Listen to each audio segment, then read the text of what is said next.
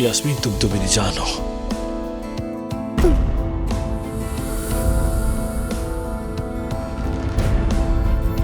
अब चाहे कुछ भी हो जाए, तुम ये अंगूठी कभी नहीं उतारोगी, ठीक है?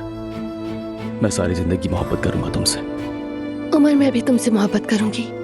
आपको अंदाजा नहीं कि मुझे आयजा से कितना प्यार है और मैं उसके लिए क्या कुछ कर सकता हूँ, ये आप अभी तक नहीं समझी। मैं आयजा को बहुत चाहता हूँ और जो चाहता हूँ वो हासिल करता हूँ।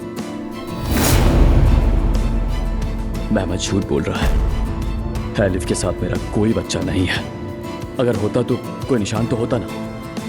मेरी जान, अब तुम्हें मुझ पर यकीन है ना? हमेशा तुम पर यकीन था।